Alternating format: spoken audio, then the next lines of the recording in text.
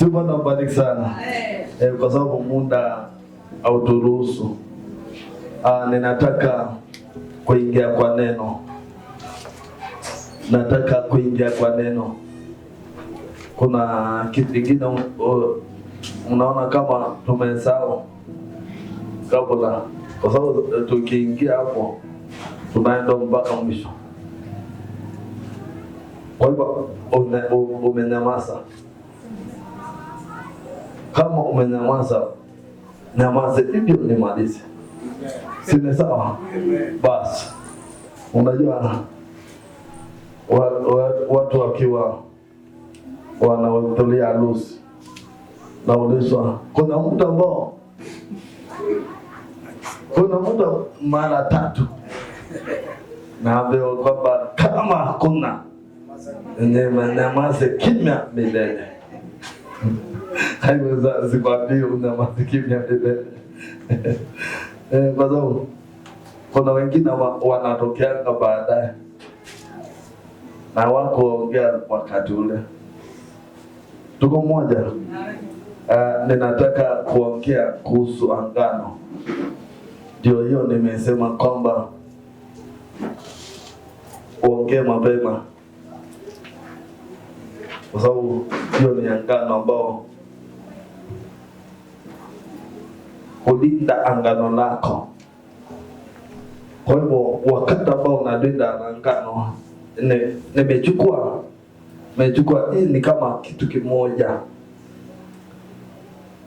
Wakati mwingine niko naongea kuhusu moyo, na wakati huu nikaongea tena kuhusu ndoto. Ya yote nikasema kwamba inatokana na moyo. Mungu anaweka moyo ndoto, na ile ndoto unakutoka kwa. Kwa hivyo wakati ambao naongea kuhusu angano, basi angano lazima uilinde. Unaona, kama vile ambao unaweza kulinda mali yako. Watu wengi wamekosa kulinda hata angano lao, na Mungu anafanya kazi na angano. Tuko moja. Mungu anafanya kazi na angano. Kwa hivyo kama wewe aweze kulinda angano lako na Mungu, basi inakuwa kwamba aweze kutembea na Mungu. Maana wakati ambao umekosa kulinda angano lako, basi inamaanisha kwamba umevunja angano lako na Mungu. Na ndio hapo ndio Biblia inasema kwamba mali ambao inasema nini? Ikasema kwamba Isaiah 49 mstari wa 14, kuna yule ambao waliongea kwa Luka. Anasema kwamba watu wangu wanaona kwamba nimewasahau. Mmesikia ile neno jana, unakuta kwamba ile utafsiri ikakuwa kwamba watu wangu wanaona kwamba nimewasahau. Kwa hiyo unakuta kwamba si ya kwamba Mungu amewasahau, lakini kuna kwamba dhambi zetu inaweza kutusababisha Mungu asituone. Tunapenda sana kusema kwamba tubaniwe, lakini Mungu wakati ambao anasema kwamba anaongea kwamba anasema kwamba nibanie, ama unasema kwamba nibanie, wewe hauangalii ya kwamba mali umesimama. Halo? Kwa hivyo Mungu kama amekwambia kwamba nikukute hapa kwa hii, anahitaji hata kama amekwambia kwamba usimame, hataki wewe utoke, hata kama mambo itakuwa mekali aje. Lakini ndio Biblia inasema kwamba yule ambao atakayelinda ufalme wa mbingu atakuwa kama mtoto mdogo. Mtoto mdogo ukimwambia kwamba aje, bado unakuta kwamba hata anaweza kulala hapo, anazizia na alale hapo. Alali hapo akiwa nangojea, umwambia kwamba ninakuja, basi atalala hapo. Lakini kila ambao kimeleta shida kwetu, maana unakuta kwamba tunaondoka, tunaanza pengine sikusikia mzuri, alikuwa nataka hapa, pengine hapa. Leo unakuta kwamba naye amekuja akakuta kwamba hakuna yule ambao aliyemwoja. Amen. Kwa hivyo unakuta kwamba baraka zetu si ya kwamba haziko, ziko, lakini unakuta kwamba kama ambao Mungu alisema kwamba ukae, basi unakuta kwamba baraka zako zitakuja kwa wakati wake. Nakumbuka nimesema hivyo, nikakumbuka neno ambao kusoma hapo, kwa sababu nikiacha tutaenda mbele. Isaya 49:14. Bali Sayuni alisema, Yehova ameniacha.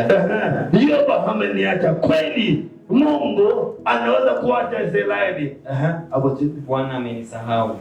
Je, mwanamke aweza kumsahau mtoto wake anyonyaye hata simhurumie? Anaweza. Sababu vinasema kwamba anaweza. Endelea. Naam, hawa waweza kusahau, lakini mimi sitakusahau wewe. Tazama, nimekuchora katika vitanga vya mikono yangu, kuta zako ziko mbele zangu daima. Watoto wako wafanye haraka, hao wakuharibiwa, na waliokufanya ukiwa watatoka kwako. Siku anataka uende sana, kwa sababu hapo ni kupitia.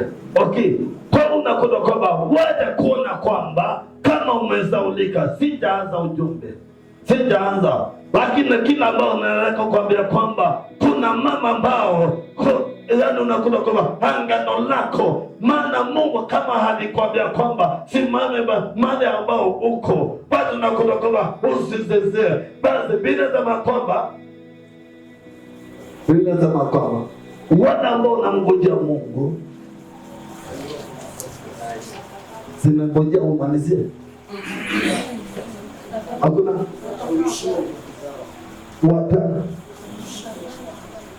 watafanya hoja nguvu zao, wacha kuongoza kama si unajua, si uongee.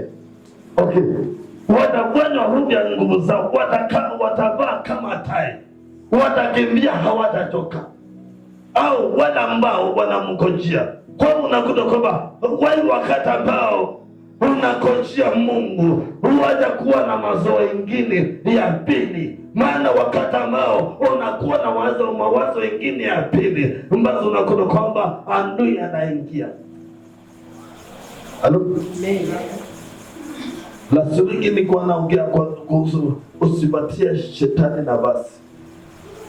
Nukweli na vikini niko na wanafunzi wazuri, watu ambao wanashika neno toka moja. Okay, ninataka kuanza ujumbe, sikuwa nimeanza. Kwa hivyo kila ambao kiko nataka kusema kwamba kushikilia ama kulinda angano lako. Kuna wengi ambao waliolinda angano lao, kuna wengi ambao waliolinda angano lao. Baada ya kulinda, bado unakuta kwamba ona mambo inaweza kuja, si ya kwamba wakati ambao si ya kwamba sikia, si ya kwamba wakati ambao unalinda angano lako, si ya kwamba mambo itakuwa mazuri. Lazima mambo ikutingize ili uonekane kwamba kama utaweza kusimama. Halo, na ndio hapo ndio unakuta kwamba ndio Biblia inasema kwamba yule ambao atakapomedia mpaka mwisho, huyo ndio atakawa ameokoka. Nataka upate ndio siku nyingine unaweza kuumbilia mwingine, si ati ya kwamba uchikia neno tu leo na kesho hawezi kuimbilia mtu. Hiyo neno ambao unapata leo inakupeleka kuimbilia mwingine, mwambie kwamba Bwana alisema hivi, na hivyo ndivyo iko. Halo? Kuna mtu ambao anaitwa, nimesema kwamba anaitwa mtumishi, anaitwa Elia. Biblia inasema kwamba Mungu akamwambia kwamba enda kwa kisima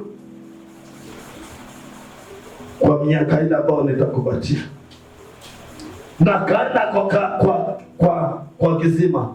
Biblia inasema kwamba Mungu halikuwa anaamunisha, kama halikuwa ametoka kidogo, kama angekuwa ametoka kidogo kwa kile kisima, akae nje, angepata chakula. Kila ambacho kinasababisha wewe ukose chakula, maana unatumia akili yako, si ya kwamba bila za kwamba Methali 3:5. Methali 3:5 nasema nini? Methali 3:5, mtumaini Bwana wako wote, wala usitegemea akili zako mwenyewe. Wala usitegemea akili zako wewe mwenyewe. Kwa hivyo kila ambacho kinaleta shida, maana tumekuwa ya kwamba tunatumania akili zetu. Kwa wakati ambao unakaa mahali ambao Bwana amekuambia, inakuwa kwamba moyo wako unakujia Mungu. Wakati ambao unamkujia Mungu, Mungu anakuja kwa wakati wake. Hakuna siku ambao Mungu ataongea uongo. Tuko moja. Maana unakuta kwamba yule ambao tunaongea juu yake ni mwaminifu. Kwa hivyo kila ambao kiko, basi kuna watu ambao wacha naingia kwa ujumbe. Mwanzo 15. Mwanzo 15 naingia kwa ujumbe sasa. Mwanzo 15 naingia kwa ujumbe. Na ninataka kuhubiria wale watu ambao wako na maski. Wala kama wawe hauna maski, nitakukopesha kwa leo. Lakini kama una maski lakini next week uko nayo.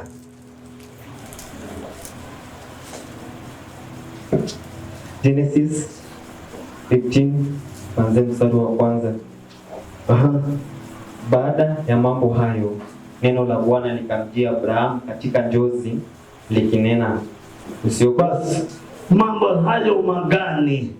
Inamaanisha kwamba ukiangalia hapo nyuma alikuwa vitani, lakini baada kutoka kwa vita Mungu anaongea. Mungu hawezi kuongea wakati ambao wana vita. Sikiliza na unishike. Wakati ambao mnaanza kupigana, Mungu anaondokea. Wakati ambao mnaanza kupigana, Mungu anaongea, anatoka kwako. Lakini wakati ambao mmoja wako unaondoka kwa vita,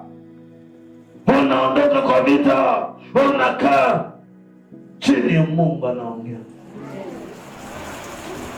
Umenishika? Wacha nirudie. Wakati ambao unaanza kupigana na wale wengine, Mungu hakuna siku ambao utaongea. Maana yule ambao anaileta vita ni yule ambao alikuwa wa kwanza. Vita ambao ilikuwa ya kwanza ilikuwa mbinguni. Ilitizwa na nani? Basi inamaanisha kwamba vita yote ni ya shetani. Kwa wakati ambao usianza kusema kwamba, na wakati ule ambao unasema kwamba ai mambo hii nini, ujua kwamba ni shetani anaikuwinda. Tuisagu Bwana aliongea juu ya nini? Kuna mtu ambao anaweza kupata kwa neno ya unabii akasema nini? Akasema wacha nikwambia, kwa sababu wewe hautakaki kusikia kile ambao Mungu anaongea kwa ibada. Ni kwanza nikwambie, wewe haukusikia akisema nini? Adui atakuja kama nini? Umekumbuka hii? Atakuja kama malaika wa nuru, lakini si nuru. Kwa hivyo inamaanisha kwamba akarudia akasema kwamba ataleta vita. Kwa hivyo wakati ambao vita inaingia, leo unasikia kwamba moyo wako unaanza kuchochea vita, ujua kwamba ni vita, ni shetani anaikuita. Nimeondoka hapo. Mungu aweze kuongea wakati ambao kuna vita, maana vita iko na mwenyewe, lakini yeye anasema kwamba vita hii si yenu, ni yangu mimi, Bwana atakulingania.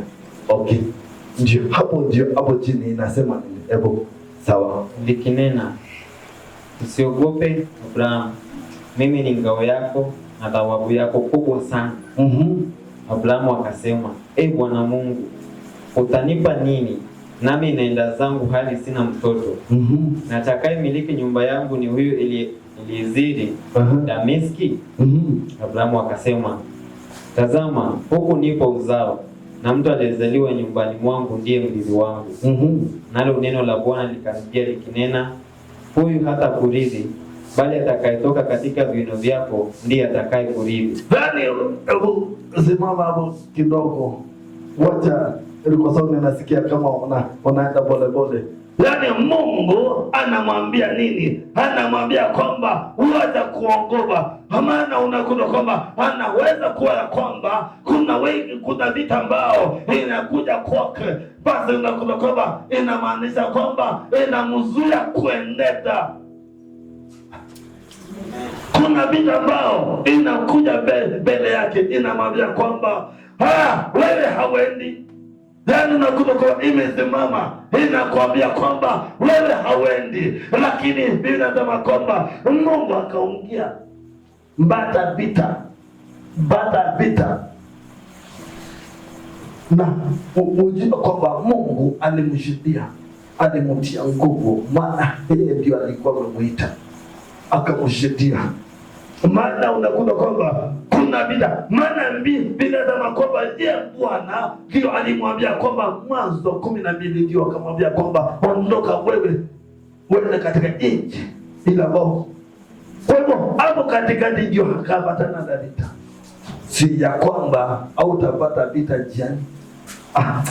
Si ya kwamba hata kama Bwana ndio amekuambia, si ya kwamba hautapata na vita, lakini kila ambao kiko basi be strong. Be strong. Unakuta hata kama vita itakuwa, lakini unasema kwamba kuna yule ambao aliyeniambia. Kwa hivyo unakuta kwamba agano lile ambao uliyepata naye, yeye ambao aliyekuambia kwamba watoka wewe twende, basi inahitajika wewe ulinda hiyo agano. Si ya kwamba usimamishwe na kitu ambacho unakuta kwamba wakati ambao aliweza kushinda ile vita, ndio Mungu anaongea. Anasema kwamba kweli usione kama ni wewe unapigana hiyo vita.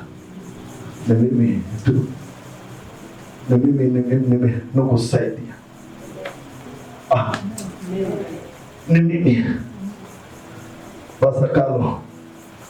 Unajua unaanza kuwa unaona kwamba kama ulikuwa na umemwamini sana na Mungu, unaona kwamba ni wakati wako. Kuna kazi kubwa. Kazi ni kubwa. Kazi ni kubwa. Usione kama kuna kazi kubwa mbele yako. Kwa hivyo kila ambao kiko hii angana ambao uliangana na Bwana, basi kuna wakati wake. Na wakati ambao akikwambia kwamba basi chukua hatua. Lakini kama inasema kwamba Daudi wakati ambao walimwagilia mafuta, sikia, Daudi wakati ambao walimwagilia mafuta akwenda kwa mfalme, maana hakuna mtawala aweza kutawala wakiwa wawili. Hakuna mtawala ambao wanaweza kutawala wakiwa. Alielewa wakati wake, akajua kwamba kama ni Bwana aliyesema, basi nami nitakuja, basi nawe utakuja. Nawe ukoje wakati wako? Kwa hivyo kila ambao kiko mbasi, ninasema kwamba ninasema kwamba linda agano lako. Kama Bwana alikwambia kwamba tuondoke, basi naye wewe usirudi nyuma. Maana unakuta kwamba kuna wengi ambao nasikia ndani yangu ya kwamba wanataka wanaona kwamba kama si Bwana, wanaona kwamba ni Bwana ama si Bwana. Ukiangalia ile neno ilikuwa ya kwanza, lakini kwanza tuendelee, tutaingia hapo. Mstari wa 5. Akamleta nje akasema, rudi tena 4. Mstari wa 4. Nalo neno la Bwana likamjia likinena, huyu hata kuridhi, bali atakayetoka katika viuno vyako ndiye atakaye kuridhi. Basi kwa unakuta kwamba Mungu ni mwaminifu. Anamwambia kwamba hakuna mtu ambao ninaona kwamba anaweza kunilidhi. Ndani namaanisha kwamba hakuna mtu ambao ataweza kunilidhi, hata kama umeniambia kwamba niondoke, ambazo unakuta kwamba akakuwa na swali, akakuwa na kuswali. Kwa hiyo unakuta kwamba kuna mambo ambao inaweza kukukamata wewe, kuna mambo ambao inaweza kukukamata wewe, ikakuwa kwamba hata kama uko kanisani, ikakuwa kwamba basi ni hali ya kulalamikia Mungu. Kuna kitu ambao inaweza kukumata kanisani, ikakuwa kwamba hakuna kufurahia ndani ya Mungu, mbali ni kulalamikia Mungu. Ondoa kulalamika dada, ondoa kulalamika ndugu, maana wakati ambao unalalamika utasema, basi ninakwambia kwamba ondoa kulalamika. Baada kuondoa kulalamika utamuona Mungu. Anasema kwamba Mungu anamwambia mzuri, anamwambia kwamba huyo ambao kuna kitu ambao inaitwa, wacha niilete, utanisaidia mwalimu. Kuna kitu ambayo inaitwa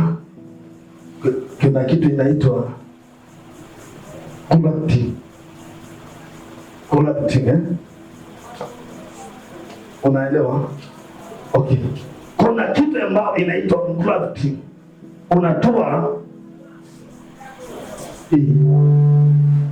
Unaitoa hapa, unakuja unaipatanisha na ingine, sawa? Okay, unaibungia. Baada ya muda hii ambao hujafanya itakuwa nini? Itakuwa mti mwingine, lakini unakuta kwamba matunda yake itakuwa tofauti kidogo, lakini unakuta kwamba itakuwa tamu. Halo? Wapi?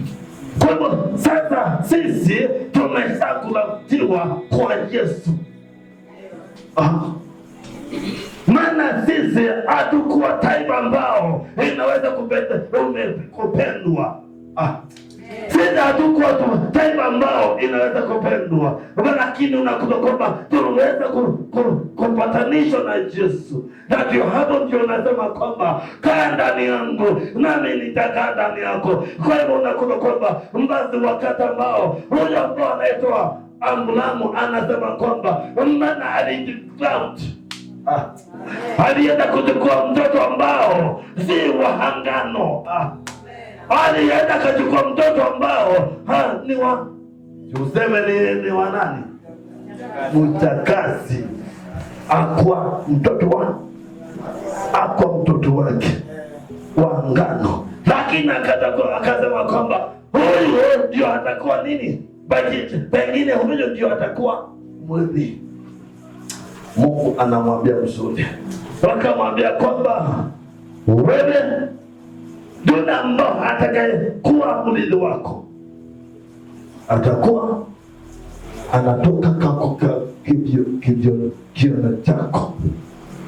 Na hivyo Mungu akahakikisha. Hapo chini nasema kwamba na Abraham akamwamini. Hebu mzaliwa akamwamini. Ni mstari wa 6 wakuaibisha. Nasema kwamba uhesabia Bwana kuwa haki, maana hakuna siku ambao atakuaibisha. Kila ambao kimeleta shida, maana unakuta kwamba tumevunja agano na Mungu. Kwa hiyo unakuta kwamba naye anasema kwamba agano langu alivunjika milele. Wewe umevunja agano.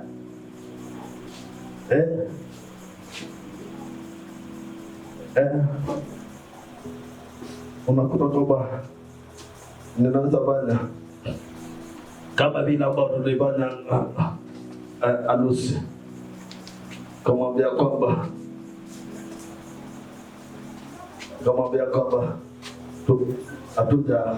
hatutaachana, lakini kuna wengi ambao walifanya harusi. Unaona ile neti ikatoka kwake ikanebunika na tukatembea. Unaona hiyo picha? Basi hivyo ndivyo basi unakuta kwamba naye Yesu Kristo anahitaji tukaweza kuwa na hiyo ngano. Basi unakuta kwamba nikambadilisha pete na akanimalisha, akasema kwamba ni upendo. Kwa hiyo unakuta kwamba hiyo ngano ile ikavunjika. Kuna wengi ambao hawakwenda hata mwezi. Kuna wengi ambao hawakwenda mwezi. Basi unakuta kwamba wakavunja agano. Hivyo ndivyo hata wakati wa leo. Basi unakuta kwamba watu wengi wanavunja agano.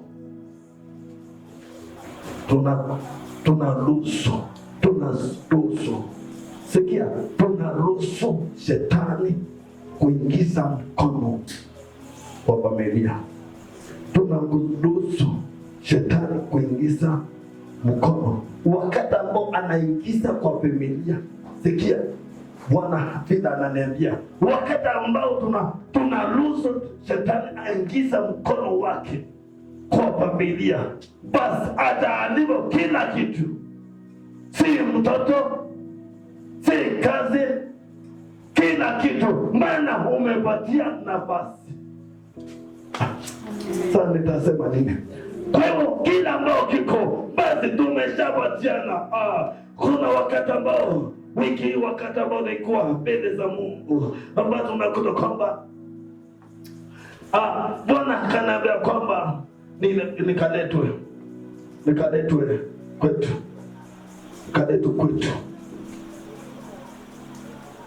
Na hiyo jambo ndio imekuja kwa wakati ambao tulikuwa kwa maombi. Nikaletwa kwetu. Kuna nyumba yangu nilikuwa nataka kuongeza, nikachimba msingi, ilikuwa 95 94. Angalia 94. Na nikaenda nikaweka ile mawe ya msingi, nikaweka mawe, lakini kuanzia hapo ikakaa hivyo mpaka mwaka huu. Angalia, wakati ambao nilikuwa kwa maombi wiki ndio Bwana akaniletea mtu amekuja kupanda pengo, alipanda kwa hiyo msingi. Ninataka uelewe, nikaona kwamba anapanda kwa hiyo msingi, akasema kwamba hakuna nyumba itakayojengwa, hakuna nyumba itakayojengwa. Basi na nikaambia kwamba sasa hapo nikaambia kwamba vunja usemi huu, vunja usemi huu, kwa maana kutoka wakati ule aliyesema hivi hakuna nyumba tena.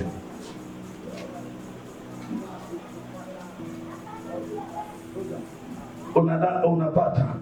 Kwa hivyo kila ambao kiko ni kwangu ni kusimama katika ajili ya pengo, nipomoa ile msingi nikaweza kusimamisha ingine, nikisema kwamba yote ambayo ilikuwa imepungwa basi nitakuwa ya kwanza niinue, basi wale wengine wanifuate nyuma.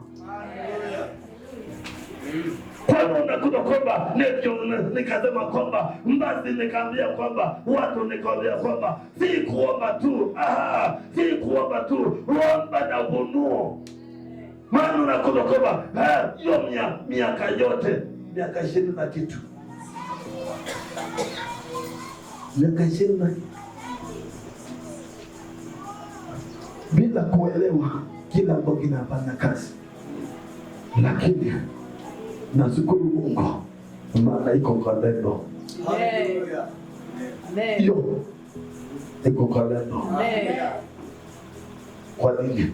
Maana umejua.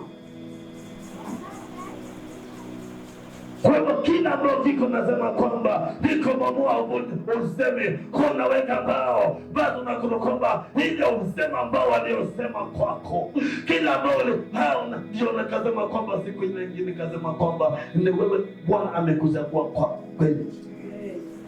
Ni Bwana amekuja kwa kwenu. Kwa hiyo unakuta ni wewe uchukue hatua. Kwa hiyo si ya kwamba uona kwamba kama ni jambo la kawaida. Si ya jambo la kawaida.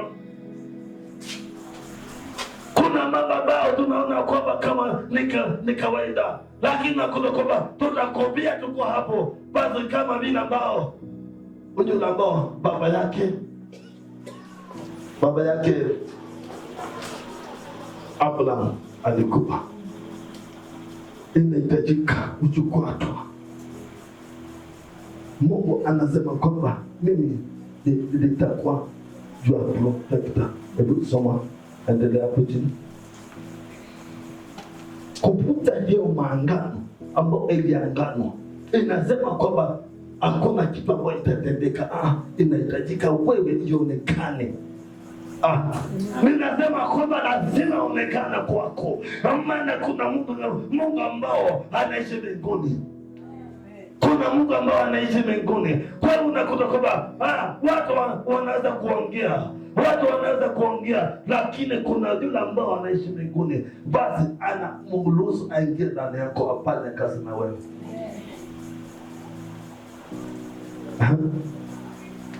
Mstari wa 7. Kisha akamwambia, mimi ni Bwana niliyekutoa katika Uru wa Kaldayo kupe nchi hii ya urithi. Akasema, Bwana Mungu, nipataje kujua ya kwamba nitairithi? Basi hapo ndio nataka uelewe. Hapo nataka uelewe. Anauliza kweli kuna ninaambia kwamba kuna mali nimeacha. Naambia kwamba kuna mali nimeacha. Na wengine ni mzee wa 5. Na wengine ninaambia kwamba kuna mali ambayo nimeacha. Mstari wa 5 inasema nini? Akamleta nje akasema, hapo ndio hiyo. Tazama sasa mbinguni, kazihesabu nyota kama ukiweza kuzihesabu.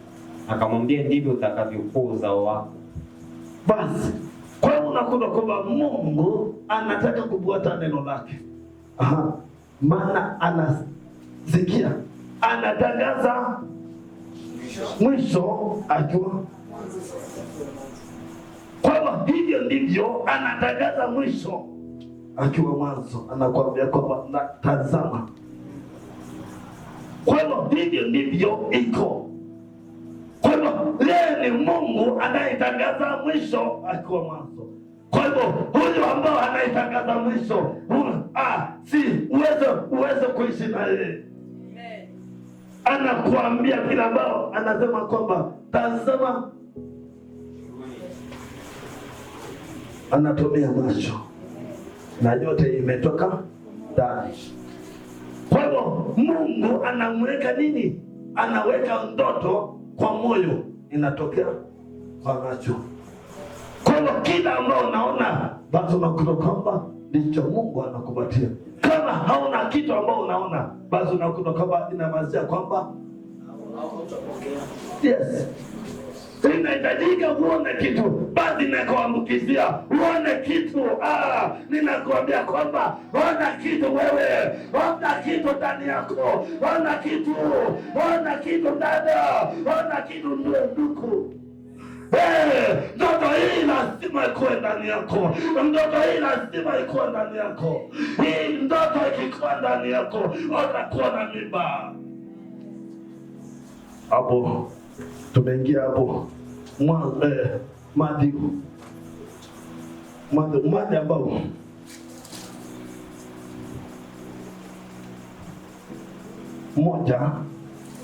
Mathayo 1:20.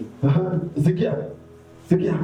Basi alipokuwa akifikiri hayo, tazama, malaika Bwana alimtokea katika ndoto akisema, Yusufu mwana wa Daudi, usihofu kumchukua Mariamu mkeo, maana mimba yake ni kwa uwezo wa Roho Mtakatifu. Basi ni kwa uwezo wa Roho Mtakatifu. Kwa unakuta kwamba alikuwa na waza ni achana na huyo ama niache.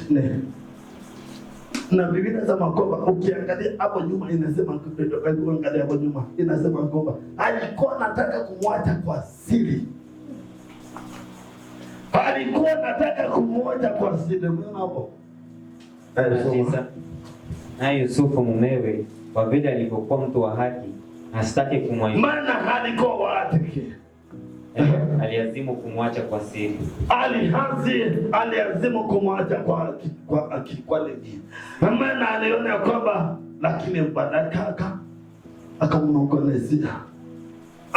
Ninakwambia kwamba inahitajika uelewe kwa wakati ambao malaika anaongea kwako. Malaika anaongea kwako. Inahitajika uelewe kuna watu ambao wameasi. Kwa sababu ya nini? Kukosa kuelewa. Umekosa kuelewa ukazi.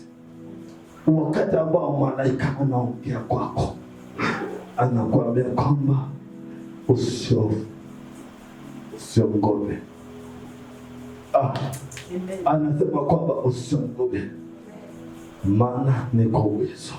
Kuna wengi ambao wanasema kwamba sielewi pasa mwana anafanya kazi na nini, sielewi bila anaifanya kazi, basi bingo inakuambia kwamba usiogope,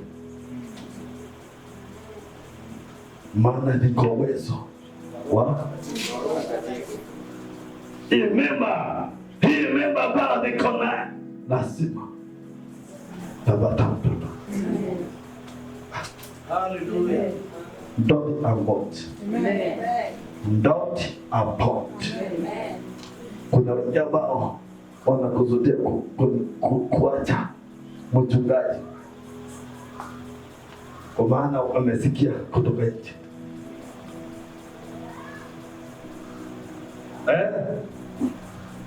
Wamesikia kutoka nje, na pengine hata umesikia kutoka hata kwa ndugu yako. Tunasema kwamba adui mkubwa unadhani hiyo nabii haitatokea? Basi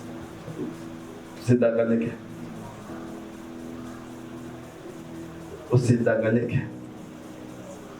Shikilia agano lako. Kila nao Bwana aliyenena kwako, ngojea utakuja kuona. Amen. Kama alisema kwamba nashukuru Mungu. Wakataba waja nijikue dada yangu, maana nilikuwa naye pale Equity kuna roho iliingia, alikuwa akajitenga,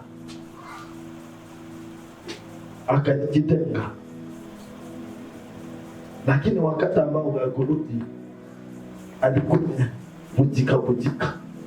Bwana akanionyesha kabla hajakuja.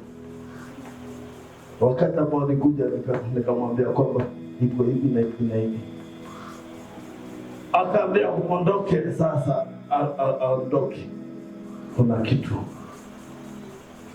iko ndani yako, kuna kitu ambao ukishikilia, shikilia. Na wewe nakwambia shikilia. Baada ya kushikilia, basi angano lako Mungu anakuja kudhibitisha. Kuna wengi ambao wanaweza kuambia kwamba ondoka. Aliondoka, ndio ilimuondoa. Ilikuwa ya kwamba nivunjike moyo, sija kwamba alikuwa aondolewe, alikuwa aondolewe ili nivunjike moyo, kazi yake ya Mungu isiendelea.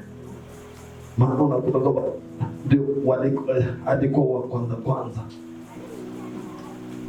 Kwa hivyo kama sikusikia sauti ya mbingu, nikiacha nini?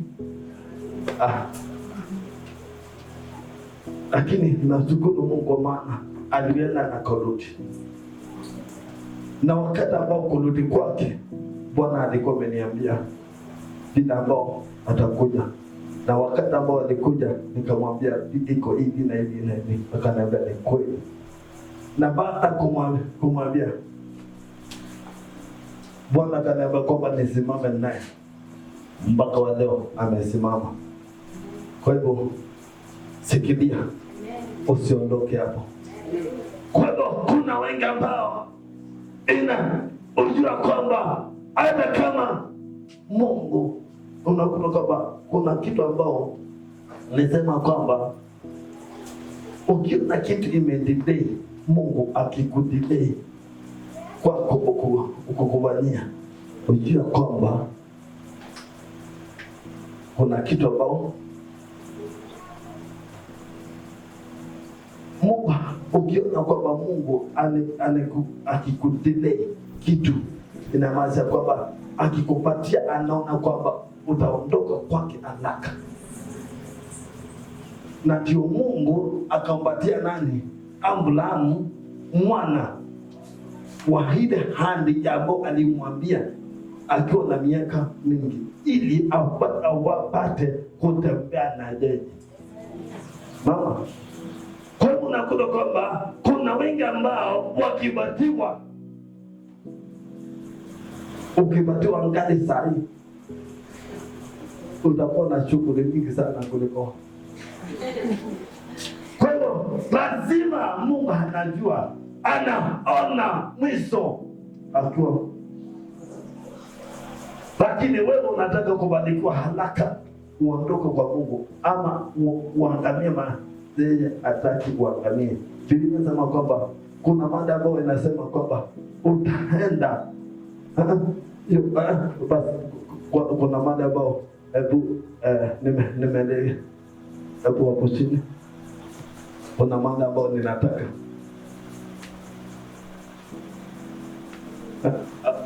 mada ambayo ulikuwa tu telemuka, mada ambayo alitoa dhabihu mstari wa 7, kisha akamwambia, mimi ni Bwana niliyekuleta kutoka Uru wa Kaldayo, nikupe nchi hii ili uirithi. Akasema, Bwana Mungu, nitapataje kujua kwamba nitairithi? Akamwambia, unipatie ndama wa miaka 3. Basi unakuta kwamba Mungu ndio anamwambia ili aidhibitishe. Kwa hivyo kuna vitu ambao inastahili kuitolea sadaka. Halo? Amen. Ili uweze kupungua hiyo tumbo.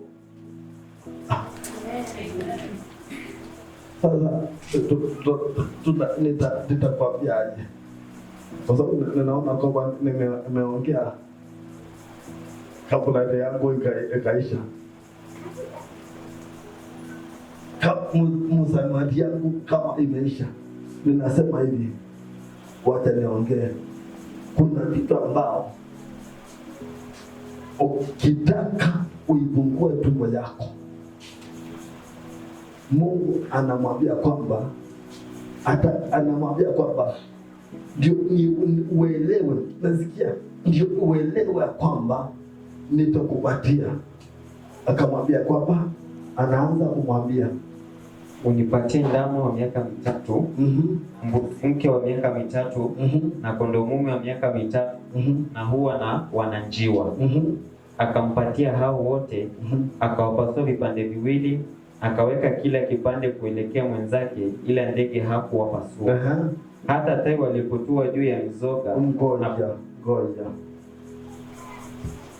Unaona, yote ni dhabihu. Kwa hivyo ili na hiyo yote anaongea, ukiangalia pale mwanzo, mada ambao umeanza, hebu angalia pale mwanzo hapo mstari wa kwanza. Baada ya mambo haya, neno la Bwana likamjia Abrahamu katika njozi. Hapo nilikuwa nataka katika njozi. Kwa hiyo alikuwa kwa ndoto. Tunaelewana? Alikuwa kwa ndoto. Kwa hiyo basi unakuta kwamba hiyo yote anaongelezwa kwa ndoto, si ya kwamba ni hana kwa hana. Hiyo yote ni kwa ndoto. Basi anaambia kwamba basua akiwa kwa ndoto, basi akabasua, akapatia Mungu nini? Dhabihu akiwa kwa ndoto. Okay, akiwa kwa ndoto akaona kwamba amelala. Hebu tena hapo chini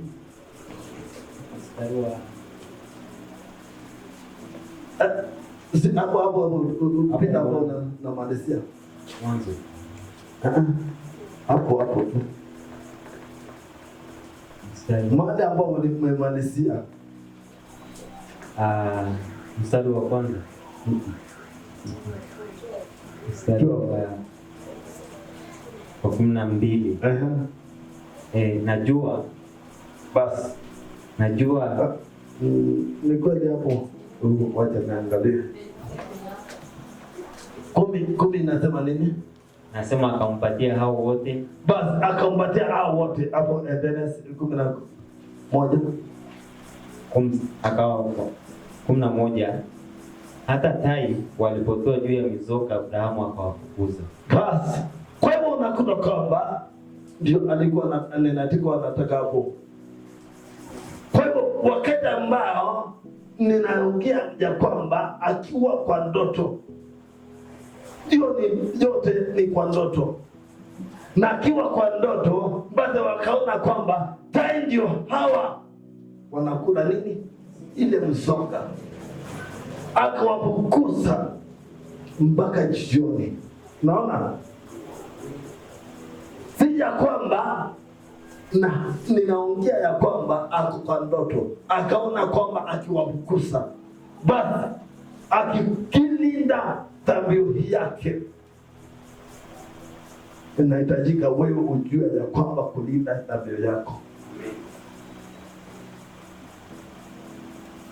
Tuko pamoja? Ulinde dhabihu yako, maana kuna kitu ambao Mungu amekwambia kwamba upanya, inahitajika wewe upani. Basi uilinde dhabihu yako. Hapo chini nasema nini? 2. Najua ilipokuwa likichwa. Basi wakati ambao jua, kwa hiyo unakuta kwamba ilikuwa naenda usiku na ni kwa ndoto. Uelewe. Akaona kwamba jua inaenda kutua, lakini Mungu hajadhihirisha ile kwa ile dhabihu yake. Basi ikatendeka nini? Likichwa, usingizi mzito ulimshika Abrahamu, akalala tena akiwa kwa usingizi. Hofu ya giza kuu ikamwangukia. Unaona? Leo unakuta kwamba basi akiwa kwa usingizi akalala tena kwa usingizi. Ndio akaona nini? 13. Bwana akamwambia Abrahamu, unajua hakika ya kwamba uzao wako utakuwa mgeni katika nchi sio yake. Basi watatumikia watu wale, nao watateswa muda wa miaka 400. Hata na taifa lile watakao watumikia nitawahukumu, baadaye watatoka na mali mengi. Lakini wewe utakwenda kwa baba zako kwa amani, utazikwa katika uzee mwema. Utazikwa ukiwa uzee mwema. Maana unakula kwamba ametii sauti ya Mungu. Na Mungu na huyu amemtolea dhabihu. Tuko moja. Okay. Kwa hivyo kila ambalo nataka kusema nini? Ninataka kusema kwamba Mungu anaanza kumwambia kwamba mambo ya uzao wake wa kizazi cha nne. Saa hii ana mtoto na Mungu anaanza kumwambia ya kwamba uzao wake wa kizazi cha nne. Anatangaza mwisho wa mwanzo. Kwa hivyo ndivyo unakuta kwamba basi kuna watu ambao wameshatekwa nyara, lakini unakuta kwamba wako katika nchi ngeni. Wako katika nchi ngeni, lakini unakuta kwamba umeokoka. Kwa hivyo lazima ondolewe ile ugeni, ile umateka. Maana ndio unakuta kwamba hata ukiokoka ukiwa Misri, hata ukiokoka ukiwa Misri, furaha hautakuwa nayo. Na ndio unakuta kwamba watu wengi wamekosa control. Wananizika, wamekosa amani, unanishika. Watu wengi wamekosa furaha, unanishika. Wamekosa control, wanaongea mambo, maana unakosa control. Maana umeshikwa, umeokoka ukiwa katika nchi ngeni.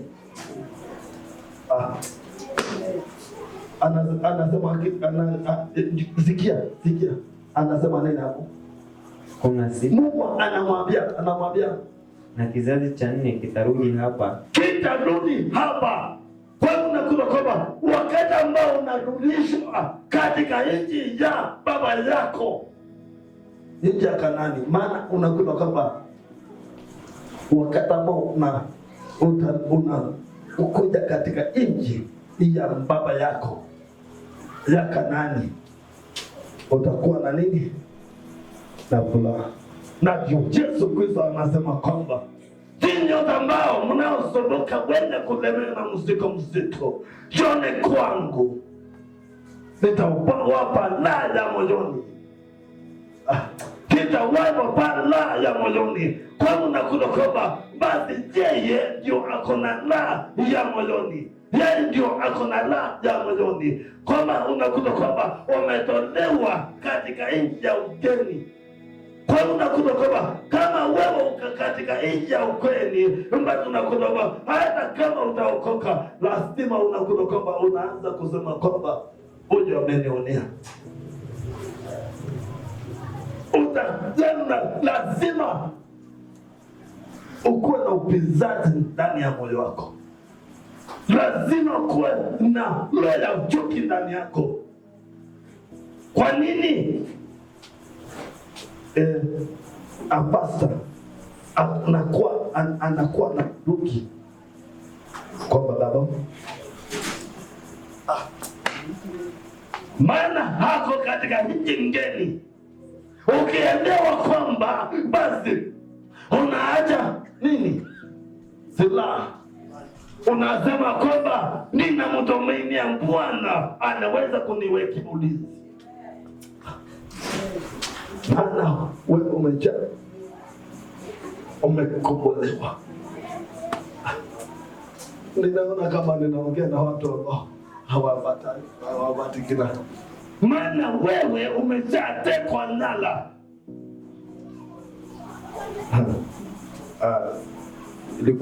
ilikuwa 2 years ago.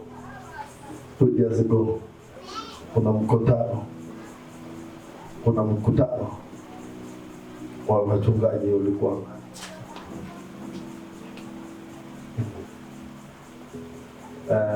2 years ago. Alafu walikuwa na wakawa hapa katikati hakukuwa na mtu, kwa hivyo walikuwa wamefanya. Kwa hivyo mmoja alikuwa sako, okay, piti ilikuwa sako. Ukasema kwamba inahitajika, hakuna ibada inaweza kuwa kamilika bila sosema bila sadaka. Wakatoa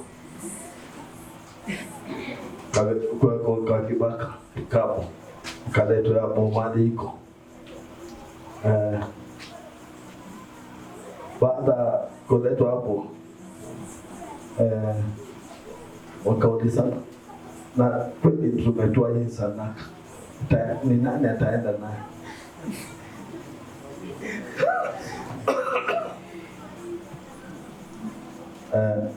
Mmoja akasema kwamba ikaondolewa hapa kewe ndoga. Tunda alikuwa karibu naye, akaifuata kwa nguvu sana, akairudisha. Mwingine akatoka baada akamufuata, kamwambia, akasema kwamba huyu, akasema kwamba kama mnataka uzuri, wachana na hii. Wakiongea akatoa bunduki. Alitoa bunduki, kila akasema kama na hiyo enda na yote.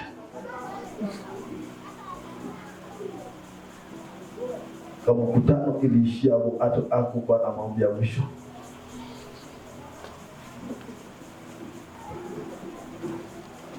Ninataka kusema kwamba tunaweza kuokoka, tunaweza kuwa hata kiwango cha juu, lakini nakuta kwamba tumeshatekwa nyara toka katika nchi ngeni.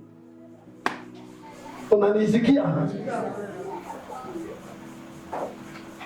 Unatumikia miungu mingine. Basi Bwana anasema nini? Rudia hiyo mstari wa 16, na kizazi cha 4 kitarudi hapa, maana haujatumia uovu wa Amori bado. Kwa hivyo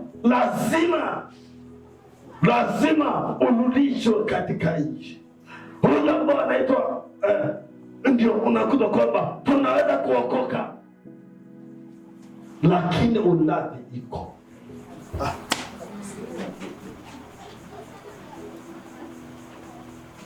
Kwa katika hii waseme umejaa mahindi, sawa, umejaa mahindi. Nasema kwamba mgawanye hao watu wote hawa wako mbele hii mahindi. Niambie pastor mgawanye, anakuja kujibazikia ile mingi.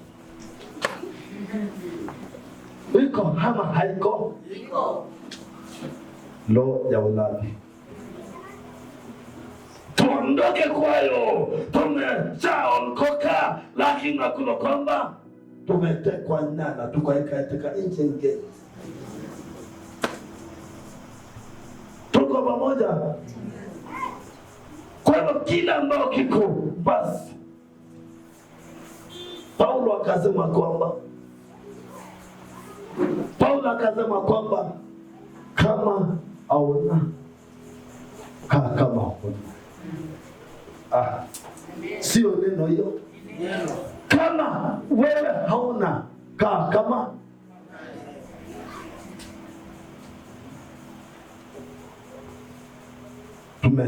Tumeshatekwa nyara. Kwa hivyo inahitajika turudishwe katika nchi yetu. Tunahitajika turudishwe katika nchi yetu. Na hapo ndio unakuta kwamba unang'ang'ana na Mungu.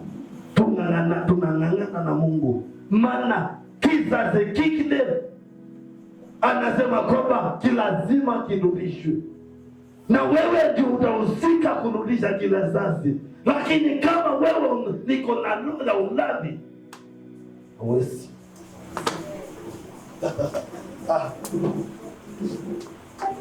Hebu tuelewane. Hawezi kutekwa mteko ukua kwa hiyo mteko.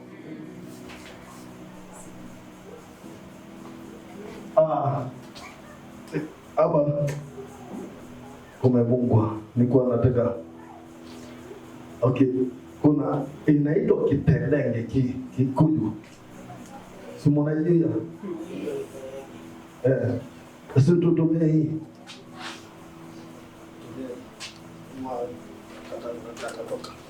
Katatoka hapo. Katatoka. Hiyo ni kama kitelenge. Katatoka tu. Hata kakikataa. Kanajua mkanaenda wapi ndio kataka. Kitelenge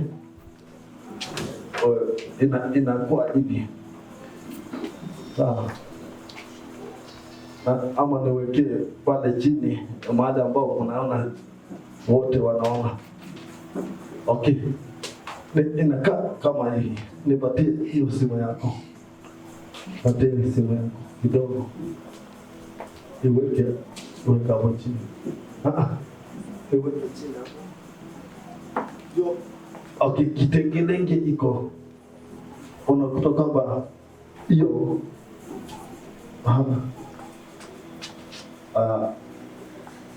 ingine iweka hivi.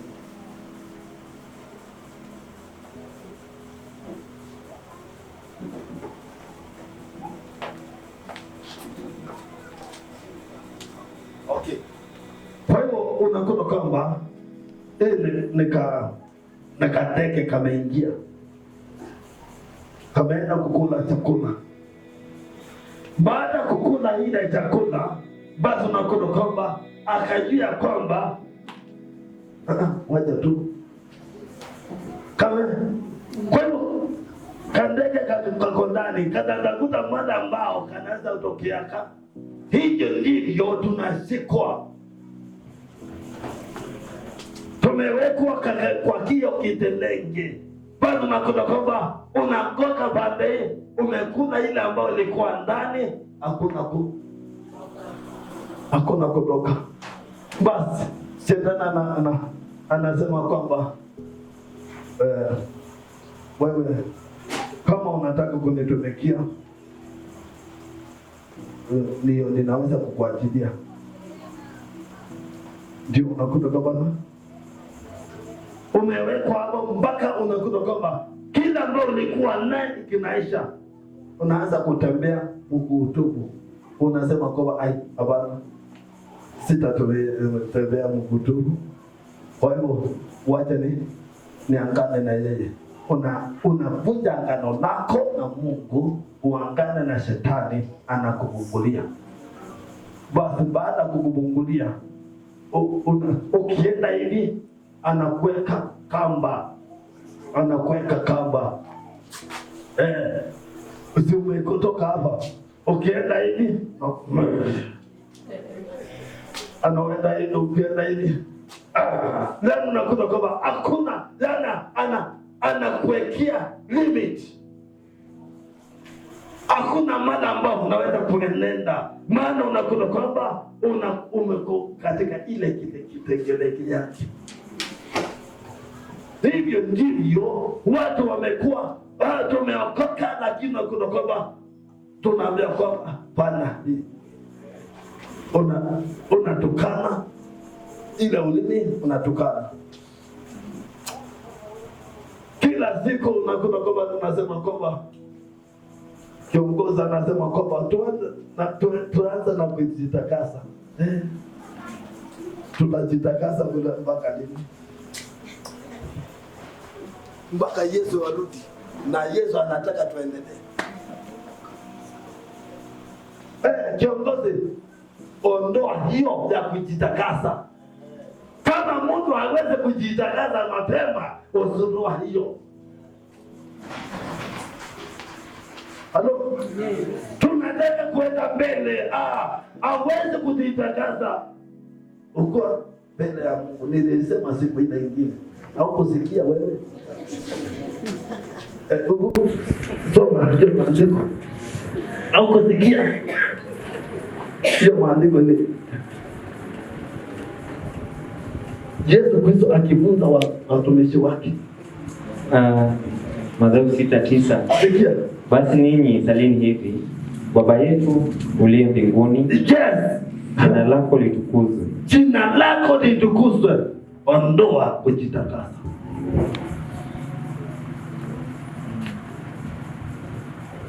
Hiyo ni level ambao ni ya watoto. Hiyo ni level ya watoto. Maana tiani auelewi umeweka uko wapi. Basi uko wapi? Uko hapa kwa kidereki. Basi ukiachiliwa, basi unakuta kwamba uko huru. Basi unasema kwamba Yesu. Tena unakuta kwamba upande wako na utukuzwe. Basi unakuta kwamba unaanza kuitisha upande wa Mungu shuke. Maana unajielewa, unaelewa yule ambao unatembea naye. Ninasema kwamba uelewe yule ambao. Kwa hiyo unakuta kwamba ikuwa kwamba umeshatekwa nyara. Sikia, kama wewe umetekwa nyara, uko katika nchi ungeni, saa yote utakuwa ya kwamba nijitakase.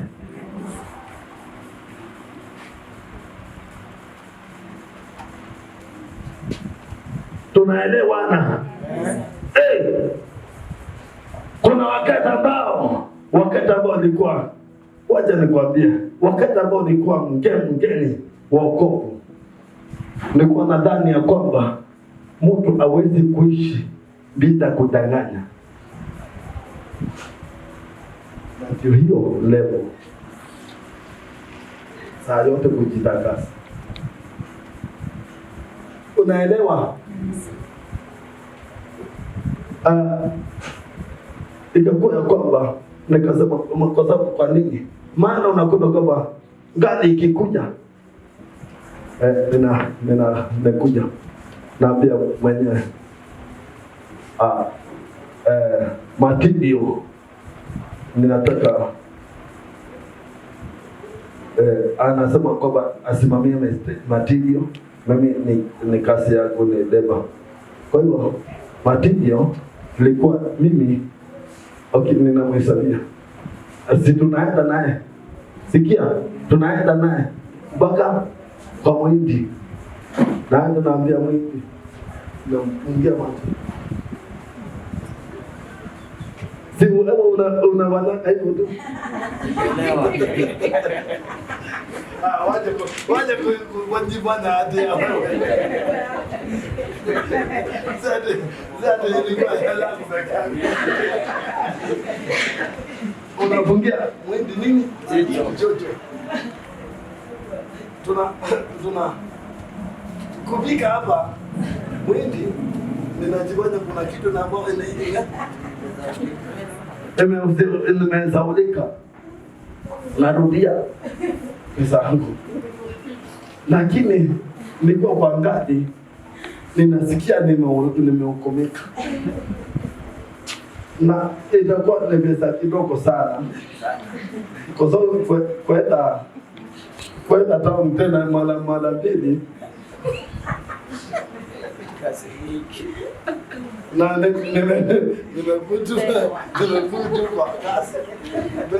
Na ninaenda kupatiwa 500. Angalia. Kwa hivyo ilikuwa ya kwamba nilikuwa nimeshikwa.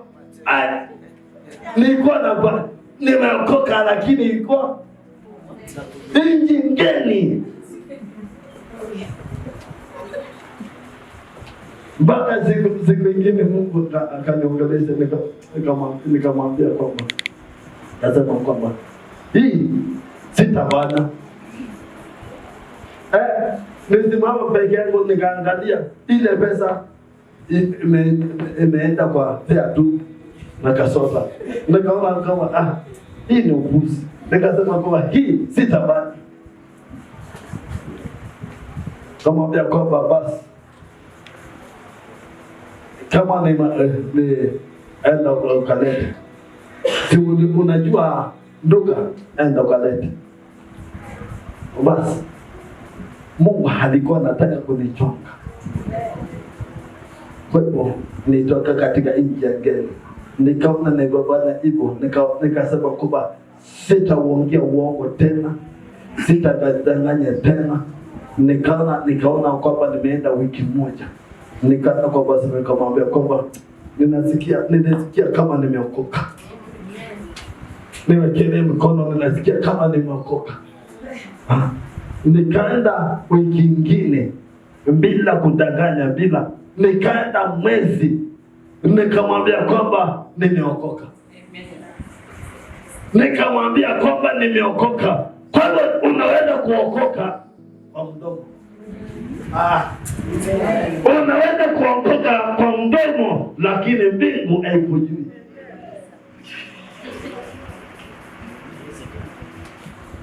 Toka mmoja tuokoke mpaka ndani.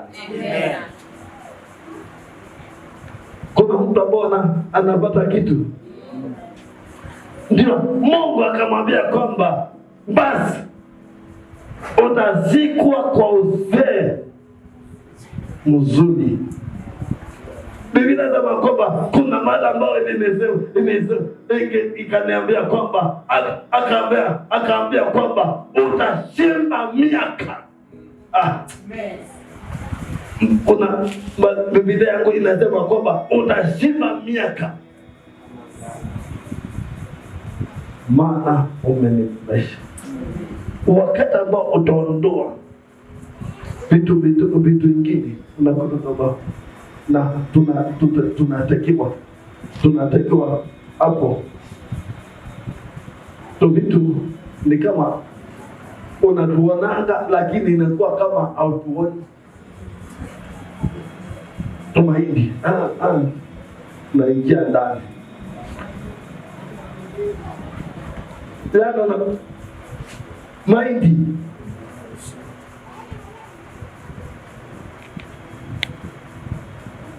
ni nani ambao ajui wadu? Suseme hakuna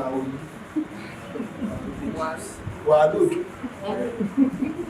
Lakini wadu kutoka hapa kufika kwa nyumba inageuzwa ikiwa kitu kingine. Ikiingia kwa hoteli inageuzwa kitu kingine, inakuwa chips. Lakini hiyo chips ni wadu. Tumaini. Inakufanya uingize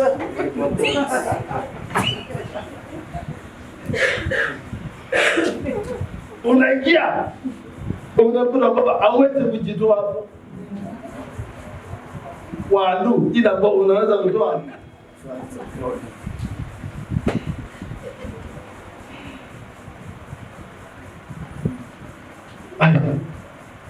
vitu ila ambao unaonanga inafanya kama wewe unaona kwamba hii ni kitu ambao haoni. Jana unakuta macho yako imebubuka. Tuko mmoja wadu tu peke yake inakubana au kwa wokovu tena. Tuondoke kwa utoto. Na ndio nakuta kama ninasikia ndani yangu ninaambia kwamba hiyo inatufanya wakati watu nasema kwamba tujitakase. Kama unajua kwamba wewe umeokoka, hakuna kujitakasa. Unajitakasa nini? Tuko moja. Maana mimi wakati ambao ninasikia kwamba kuna mada ambao si kwenda vyema, ni hapo si ya kesho, hapo si ati ningojee na wasiliana na mbingu. Hapo na wasiliana na mbingu, ninamwambia kwamba Bwana kuna kitu ambacho nifanya. Bwana unisamehe. Lakini unangojea inaendelea na inaitwa likadi. Likadi ni gani?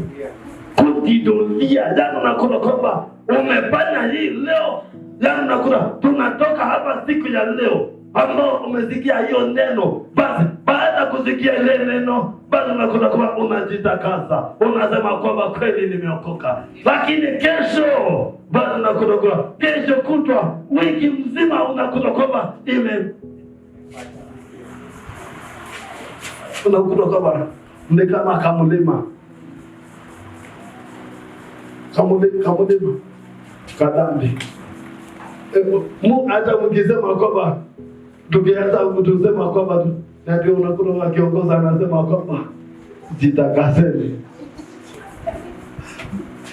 unapata kazi nzuri hapo, lakini tuondoe kwa mtoto hiyo, tuondoe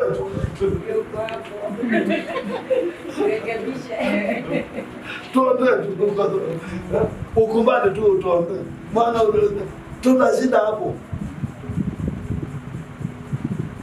Tuko moja. Lazima tuanze na kumtukuza Mungu. Haona mpaka unaona kweli hawa ni watu ambao wanaelewa bila maana wanavaa. Kama ni ukiangalia hiyo maandiko wakati ambao walifunga, anasema nini pale mwisho? Ndio anaongea bila kama nimekukosea Bwana. Unaona pale mwisho basi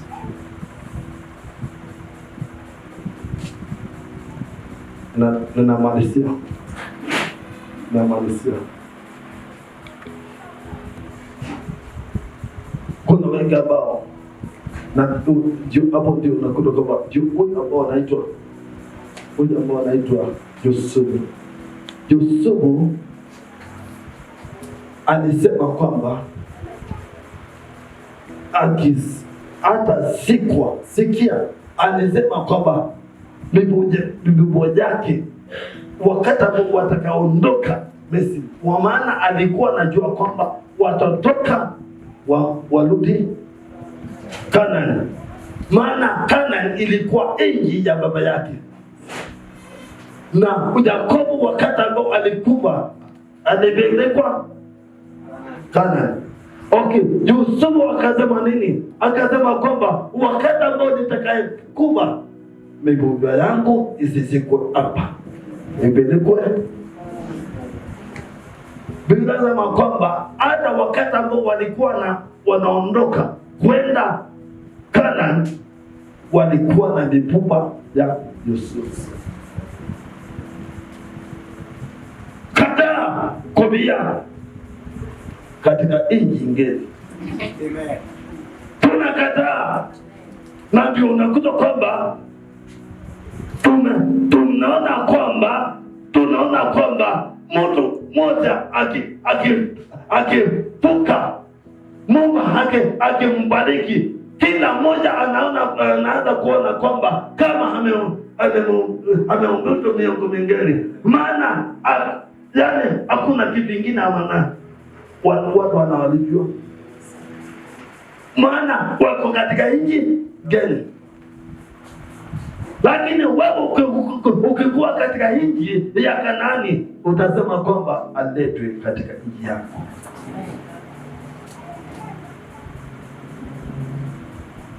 Umeelewa? Kwa hivyo uongo, kuchukiana kiondoke katika kanisa. Wakati ambao unaongea uongo, wakati ambao unaongea unakuta kwamba na kuwa na self control, kukosa kuwa na self control. Yani unaongea bila ambao aweze kuelewa. Hakuna mtu ambao anaweza kuelewa kwamba huyu ni mchungaji ama si mchungaji. Anakuchokoza kila mtu.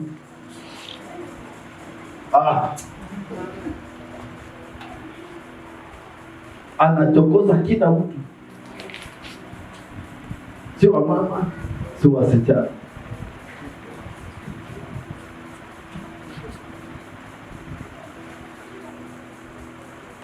Umeshawahi kuona mtu ambao analika ambao hawezi kwenda na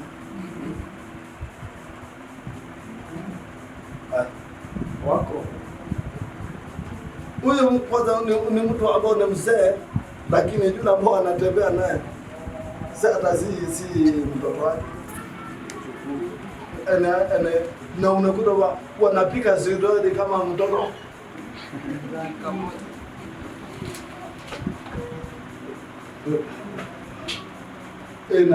Unastahili kuwa na basi vile ambao ninaongea na mwendwa, si vile naongea na yule mkubwa. Unastahili ku Caleb ako lugha yake na yule mkubwa ako na lugha yake, lakini kwa sasa hakuna inamaanisha kwamba kuna kasoro kubwa, na ndio Biblia inasema wakati wa mjinga mlisifanya sio. Tumetembea kwa ujinga siku nyingi sana, tuondoka kwa ujinga.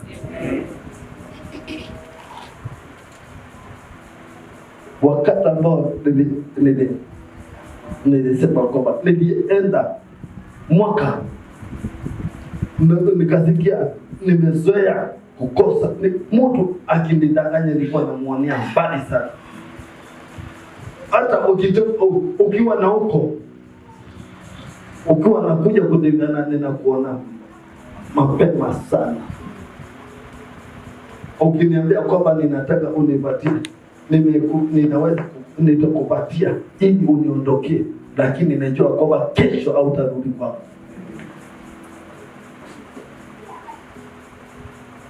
Jana unakuja, kuna moja, wacha nimalize na hiyo. Nimefunga Biblia leo. Kuna moja ambao nilienda kuruseti ili kwa elimu Nelson, huyo nabii. Niko nampenda sana wakati huo. Alikuwa anafanya kuruseti town. Na wakati ambao nilienda, kuna mmoja alikuwa next, nilikuwa namekaa pale juu pale.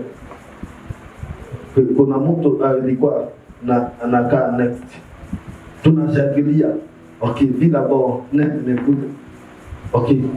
Kumbe huyu akaniuliza, nikamwambia kwamba ninaishi mahali fulani. Tukaachana. Nimemwambia hiyo wiki akakuja kanikuta niko kazini, kaniambia kwamba nilikuwa na ngari.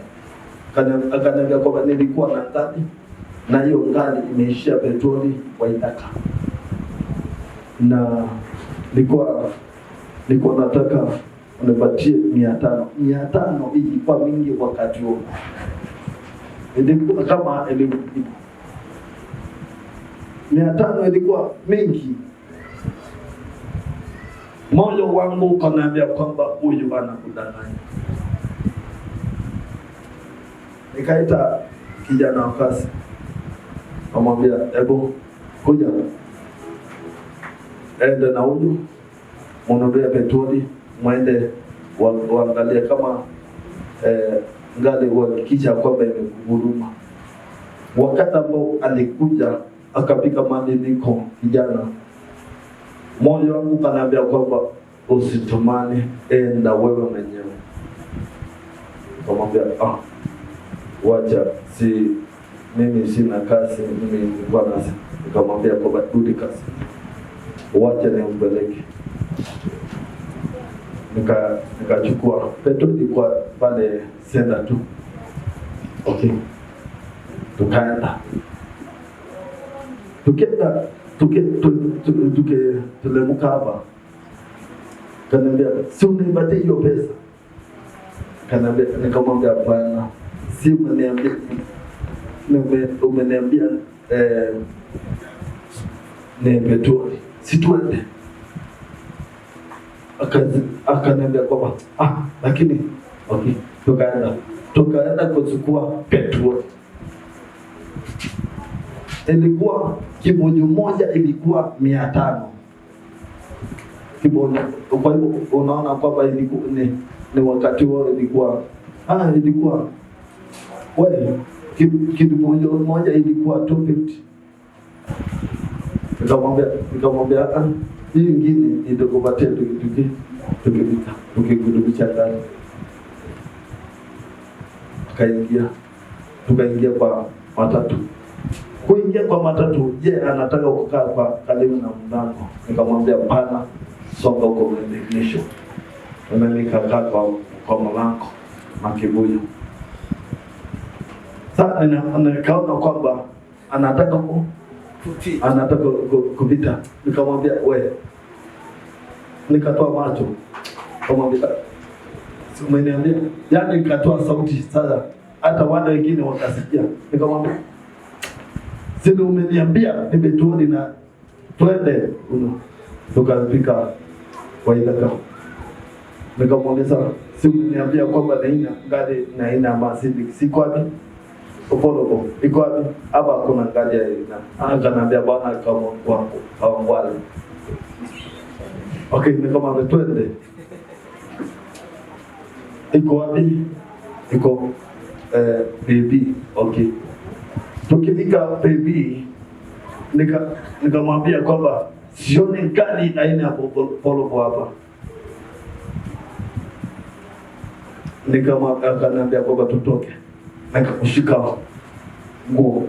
Tukatoka na Petro yangu, nikamshika nguo kwa nguvu. Na alikuwa kijana alikuwa na nguvu kuliko mimi, lakini kujua kwamba amewekwa uoga na shetani. Angeweza kujitoa kwangu, lakini hawezi kujitoa. Alikuwa na nguvu kuliko mimi, lakini hawezi kumkamata. Akaniambia kwamba akabika mkono, akaniambia mimi sijaokoka.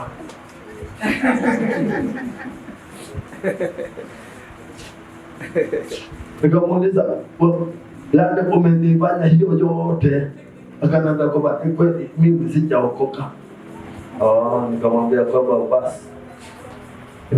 Nikaanza kumhubiria hapo. Tukaanza na watu wengi. Wakakuta kwamba ninamhubiria. Nikamwambia kwamba sema Bwana Yesu, Bwana Yesu. Andika jina langu kwa kitabu cha uzima. Pundaki kwa jina Bwana. Wakati aliamka hivi, alikimbia.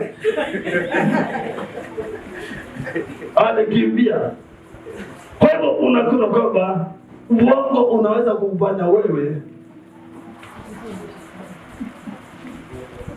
Nikarudi na kabetolia. Maana nilikuwa nataka kuelewa moyo wangu kama unanidanganya. Na hakuna siku ambao Bwana amekosa kuniongelesha. Kwa hivyo kila ambao kiko unaweza kudanganya, lakini unakuwa ni kukubali kama mchungaji. Tuko moja.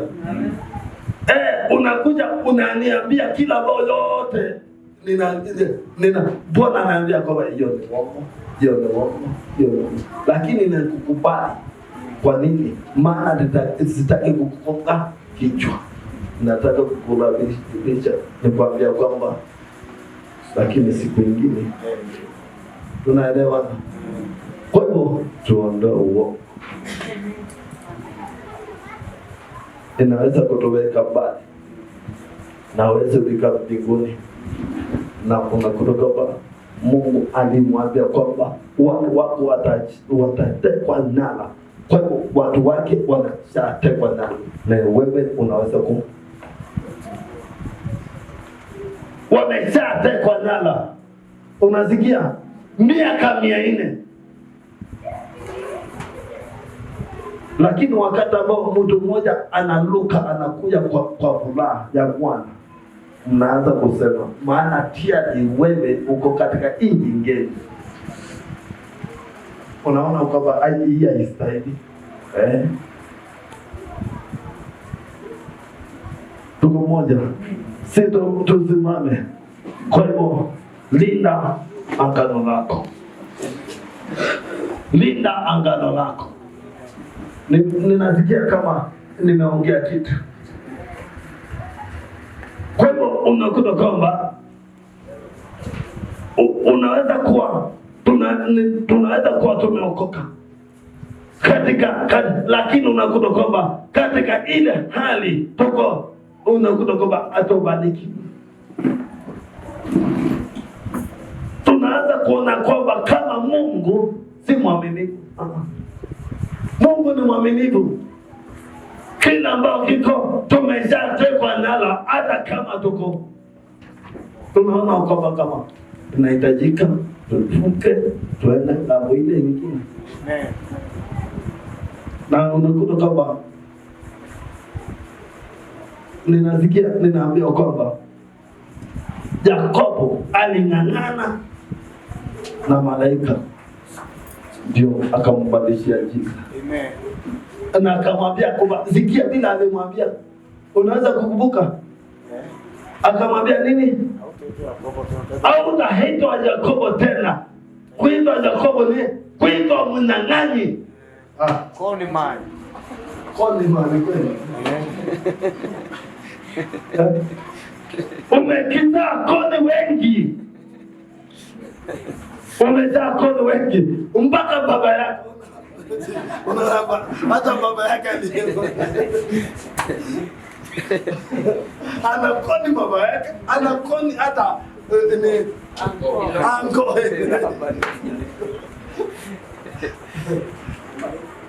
Anakoni. Kwa hivyo unakuta kwamba lazima Mungu angeingilia, ndio akamweka kwa madhabahu. Hivyo ndivyo iko. Hivyo ndivyo iko. Na Biblia inasema kwamba afichaye dhambi atabarikiwa. Afichaye dhambi atabarikiwa. Inahitajika tuondoe hiyo na mambo ya kusema kwamba tujitakase.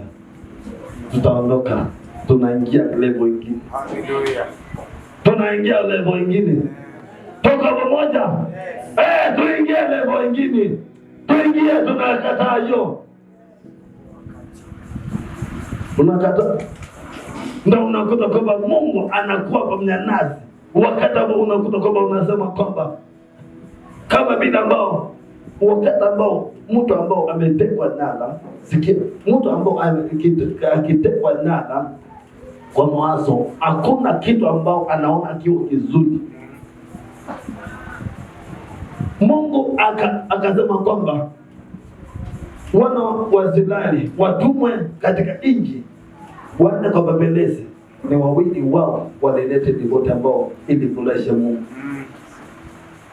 Wale wengine mioyo yao ilikuwa imetekwa nyara, wakalete tofauti. Wakasema kwamba kuna maanaki hatutaweza, lakini Kalebu na Yoshua linasema kwamba wakalete ripoti tofauti. Wakasema nini?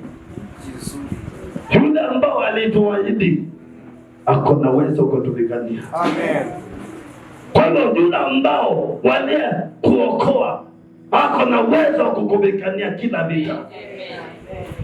Usichoke. Biblia inasema kwamba ukiangalia huyo ambao anaitwa Abraham, Biblia inasema kwamba akachoka. Kuna wengi ambao wamechoka, lakini hakuachilia ile dhambi ikaweza kukuliwa na tai. Yaani hata kama alikuwa amechoka, lakini hakuachilia dhambi yake ikuliwe na tai. Kuna wengi ambao wamechoka, wameachilia dhambi hiyo ikakuliwa. Na nimesema kwamba kuna vitu ambao ukitaka kuigundua, kuna vitu ambavyo inahitajika sadaka ili kuweza kuvuka. Siku naomba sana. Kila mmoja aende mbele za Mungu. Kila mmoja aende mbele za Mungu. Wewe uambia kwamba Mungu, kama umekuwa mnyang'aji kwa muda unakuta kwamba wacha Mungu akaweza kugeuza hiyo jina. Akaweza kugeuza hiyo jina. Hautaitwa tena. Hautaitwa hiyo jina tena. Kama Yakobo aliweza kubadilishiwa, hata wewe unaweza kubadilishiwa. Hata wewe unaweza kubadilishiwa. Bila kama kwamba huyo ambao anaitwa Abraham akaambia kwamba uzao wake bila kama kwamba uzao wake utatekwa nyara. Kwa hivyo unakuta kwamba sisi ni wazao